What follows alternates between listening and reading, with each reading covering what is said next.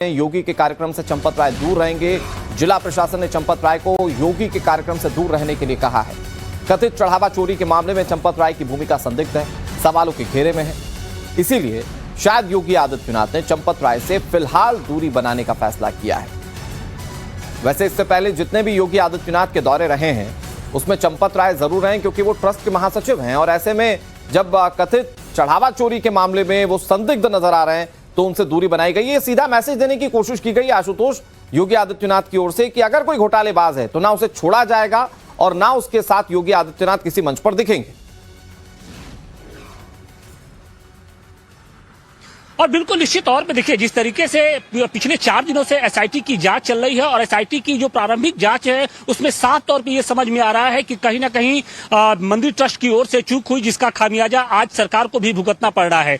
देखिए, एसआईटी लगातार कई बिंदुओं पर चर्चा कर रही है और पिछले 4 दिनों के दौरान जो जांच रिपोर्ट एक तरीके से सामने आई है, जो लूप होल सामने आए हैं, उसमें सबसे बड़ी बात यह है कि जो चंदा था यानी जो चढ़ावा था उसकी गणना में पारदर्शिता नहीं बरती गई थी। इसके अलावा जिस तरीके से गणना कर्मचारियों की नियुक्ति की गई थी उसका कोई ठोस आधार नहीं था, उनका कोई सत्यापन नहीं किया गया था।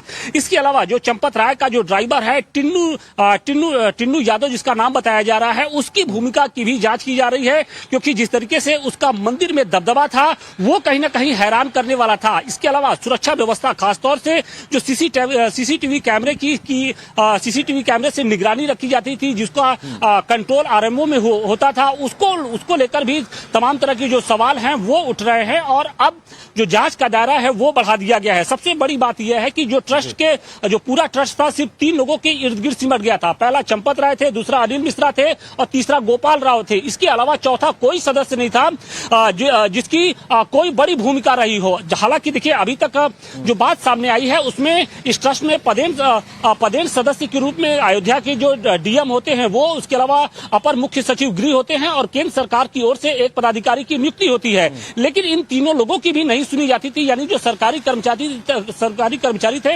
इनकी भी नहीं सुनी जाती थी। ट्रस्ट की हर 3 महीने में बैठक होती थी। इस बैठक में जो नकदी का ब्यौरा तो दिया जाता था, लेकिन जो सोना चांदी जो चढ़ावे के रूप में आता था उसका कोई रिकॉर्ड नहीं बताया जाता था। तो ये सभी सवाल यही जो सारे सवाल हैं उसको लेकर एसआईटी इन्वेस्टिगेट कर रही है और प्रिलिमिनरी रिपोर्ट संभवतः मुख्यमंत्री योगी आदित्यनाथ के सामने रखी भी गई होगी। इस पर बात करेंगे आशुतोष। एक बड़ी खबर और अपने दर्शकों को बता देते हैं।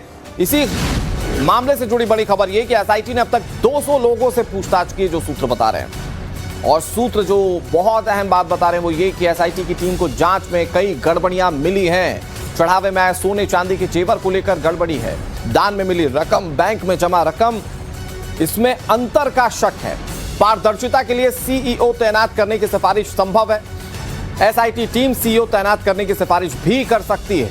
अब आपको ये बता दें कि सारी जानकारी सूत्रों के हवाले से सामने आई है, अभी तक ये पुख्ता नहीं हो पाई है, लेकिन मनीष यादव हमारे सहयोगी लखनऊ से ज्यादा जानकारी के साथ जुड़ गए। मनीष, जो सूत्र बता रहे हैं गड़बड़ियां हुई हैं, जो सोने चांदी चढ़े उनके डेटा में गड़बड़ियां हैं, जो पैसा दान पेटी से निकाला गया उसकी काउंटिंग और बैंक में जमा रकम में गड़बड़ियां हैं। मतलब कि जो कथित चंदा चोरी की बात कही जा रही थी वो बात अभी तक एसआईटी की जांच में पुख्ता होती हुई दिख रही है, जो सूत्र बता रहे हैं। देखिए, बिल्कुल अनुराग, 3 लोगों का मैनेजमेंट और 3 कमियां। बड़ी कमी पहली, पूरी जो चेन है चढ़ावा चढ़ने से लेकर बैंक कर्मियों तक चढ़ावा पहुंचने तक, इस चेन में बहुत सारी गड़बड़ियां हैं। पारदर्शिता की कमी है। जो तय सिस्टम है उससे इतर कुछ लोग अनाधिकृत तौर पर इस सिस्टम से जुड़ जाते हैं, जिससे गड़बड़ी का अंदेशा जो एसआईटी टीम को हुआ है बहुत पुख्ता हुआ है।